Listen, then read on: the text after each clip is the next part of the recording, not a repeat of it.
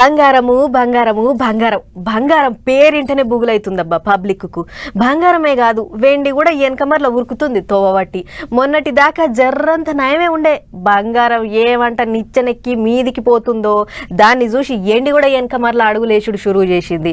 ఇంతింత వెరుక్కుంటా ఇవాళ ఈ రెండిటి కథ ఎట్లున్నదో చూడరు మీరే. ఎండి ఉల్కులు బంగారం పరుగులు.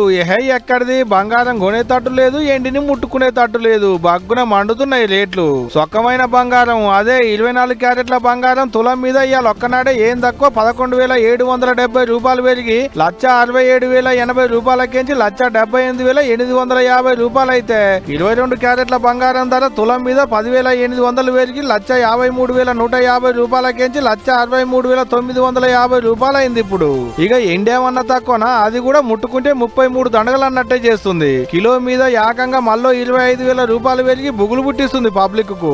ఇప్పుడు కిలో ఎండి రేట్ ఎంత ఉందో ఎరికేనా? ఏం తక్కువ 4,25,000. మరి కాదా ఒక్కనాడే గంతగానం పెరిగితే? ఆ లెక్కన తులం వెండి కొనాలంటే 4,250 రూపాయలు పట్టుకోవాల్సిందే.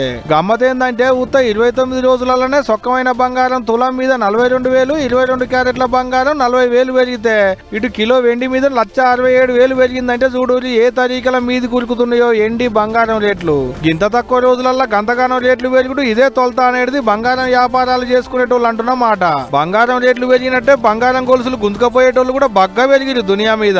బంగారం రేట్లు బగ్గ పెరిగేటాళ్లకు ఆయమన్న గొలుసు ఒక్కటి దొరికిన చాలని మా జోరు వేయించిరు దొంగ బంగారయ్యలు.